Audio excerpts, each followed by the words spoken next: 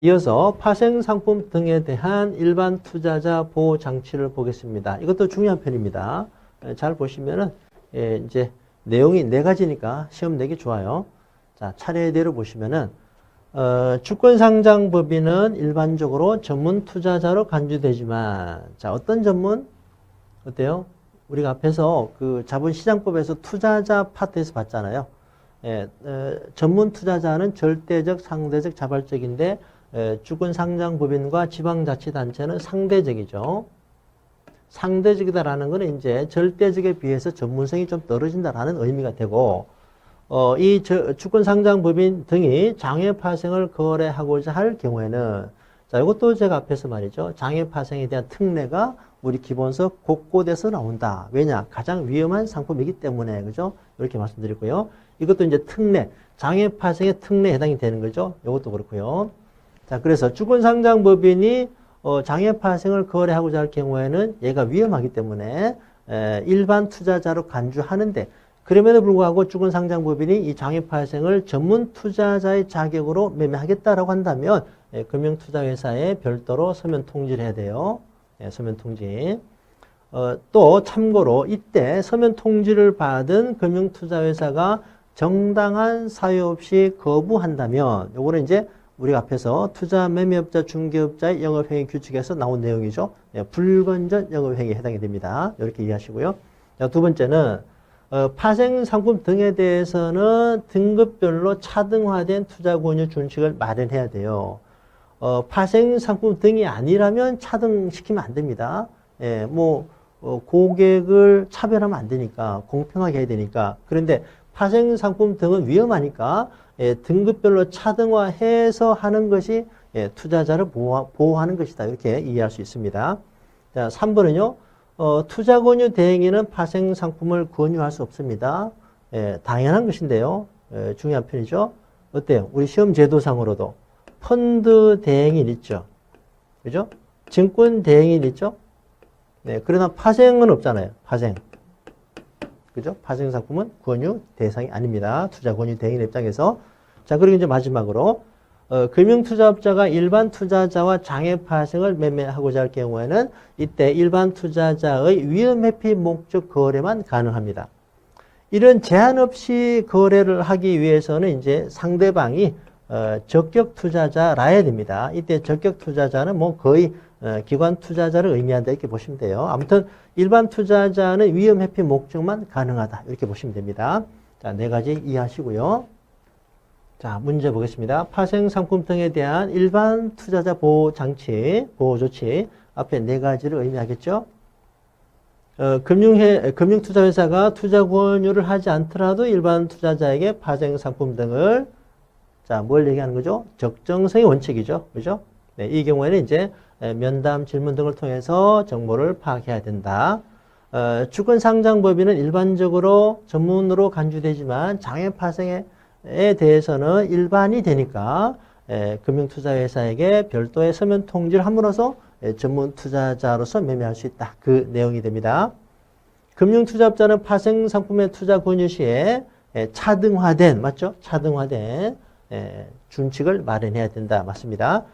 금융투자업자가 일반 투자자와 장내 파생 또는 장외 파생 상품을 매매하고자 할 경우에는 위험 회피 목적에 한해서 어때요? 위험 회피 목적은 장외만 해당이 되는 겁니다. 장내는 자유롭게 매매할 수 있습니다. 네, 이런 거 주의해야 되죠. 자, 4번이 답이 되겠습니다. 이렇게 이해하시고요. 네, 그리고 주제가 바뀌어서 설명 의무를 보겠습니다. 협회 규정으로서 설명 의무에서는 이것이 중요한 내용이 돼요. 핵심 설명서 추가 교부. 기존의 설명서는 당연히 교부를 하고 추가로 핵심 설명서를 교부하는데, 그렇다면 이 핵심 설명서 교부 대상 네 가지는 어때요? 일반적인 투자 상품보다 위험도가 높은 것이다. 이렇게 우리가 이해할 수 있겠죠. 자, 이 네 가지에서 기존의 세 가지 플러스 21년도 개정을 통해서 하나가 더 추가됐습니다. 고난도. 고난도 금융투자, 고난도 신탁, 고난도 일임계약인데 고난도의 의미는요. 자, 밑에 설명이 있습니다. 일반적으로 최대 손실 가능 금액이 원금의 20%를 초과하는 좀 더 위험도가 있는 상품이다. 이렇게 보시면 되겠죠. 자, 그리고 이제 나머지 세 개는 기존에 있던 내용인데, 공모형 파생결합증권, 여기서 ELW, ETN은 제외됩니다. 왜 제외되냐면은 상장되어서 거래되기 때문인데, 이 의미는 바로 뒤에서 한 번 더 설명을 드리고요. 신용융자거래, 뭐 일반 위탁거래보다 더 위험하겠죠. 빌려서 더 많이 사는 거니까. 유사해외통화 선물거래는 이제 뒤에서 우리가 중요하게 다루는데요. FX 마진 거래가 됩니다. 아무튼 핵심 설명서 추가 교부 대상 4가지 중요합니다. 문제를 볼까요? 핵심 설명서로 교부해야 되는 상품과 가장 거리가 먼 것은, 자, 4가지는 고난도, 그리고 공모형 파생, 그 다음에 신용융자, 그 다음에 FX 마진 거래인데, 대상인데, ELW와 ETN은 제외된다, 그죠? 얘네들은 파생결합에 들어갑니다만은 왜 제외되냐면은, 자, 상장되어서 거래되기 때문인데, 네, 이제 참고로, 상장이 되어서 거래되는 ELW와 ETN은 별도의 특례가 있습니다. 얘네들은요, 별도의 거래 신청서를 작성하게 하고요. 네, 추가로 사전 교육을 받게 합니다. 요거는 이제, 요거는 문제집에 내용이 있으니까 참고를 하시면 되겠습니다. 아무튼, 핵심 설명서 교부 대상으로서 4가지 중요하고, 공모형 파생결합증권에서는 ELW와 ETN은 제외된다라는 거. 왜냐? 상장되어서 별도의 특례를 받기 때문에 핵심 설명서 교부는 하지 않아도 된다. 이렇게 보시면 되겠습니다.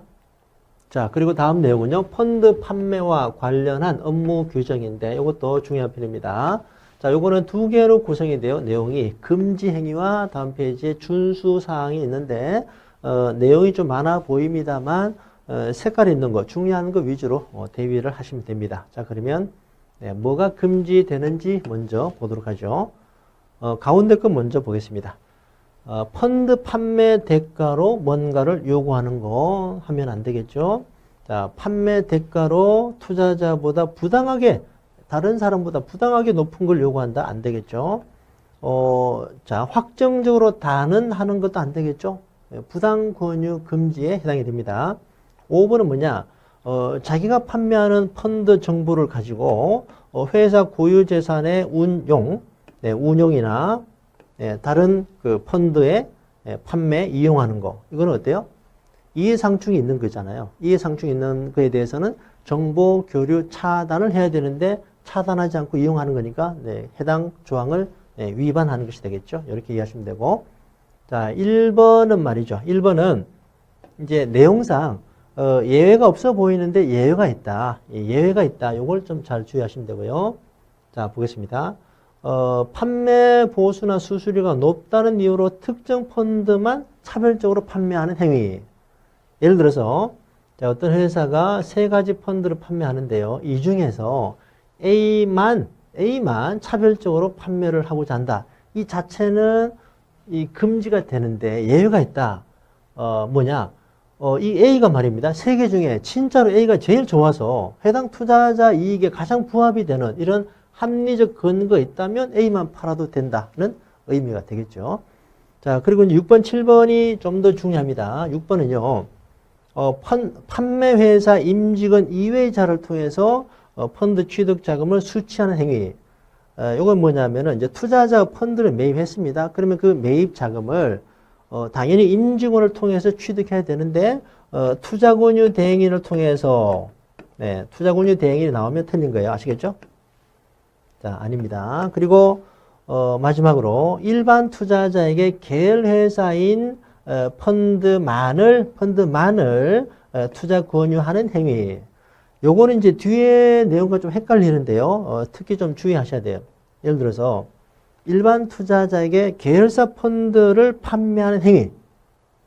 요 자체는 금지가 아닙니다. 계열사 펀드만을 판매하는 행위는 금지가 되지만 계열사 펀드를 판매하는 행위 자체는 가능해요. 안내를 하면서 판매할 수 있거든요. 요거 주의하시고.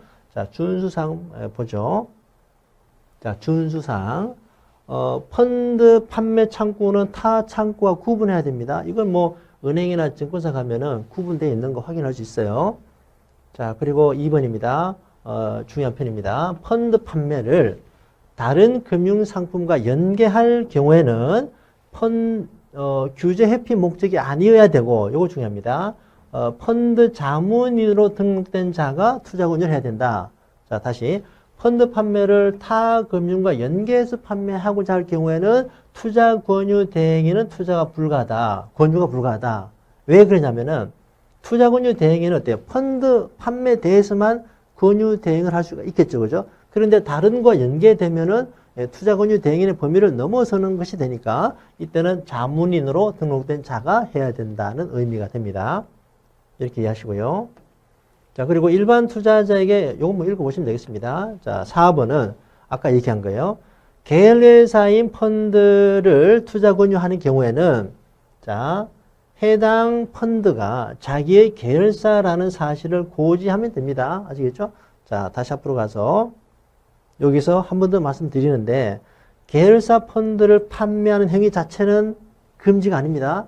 예, 계열사 펀드만을 권유하는 게 금지가 되고 계열사 펀드 자체는 판매가 가능한데 뭘 준수해야 되나요? 네, 계열회사라는 사실을 고지해야 된다.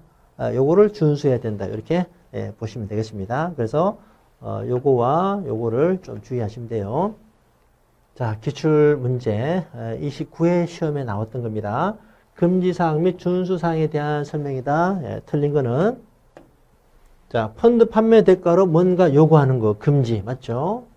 투자자로부터 펀드 취득 자금을 받을 때는 어때요? 투자 권유 대행인이 들어가면 안 됩니다. 투자 권유 대행인을 통해서 아닙니다. 임직원을 통해서 받아야 돼요. 펀드 판매를 다른 상품과 연계했을 때는 투자 권유 대행인은 권유할 수 없다. 아시겠죠? 투자 권유 대행인으로 아니라 투자 권유 자문 인력이 해야 됩니다. 자, 그리고 일반 투자자에게 계열회사인 펀드를 투자 권유하는 경우에는 어때요? 계열회사라는 사실을 고지해야 된다. 아시겠죠? 이렇게 해서 2번 중요한 편이니까요. 자, 3번이 답이죠? 틀린 거.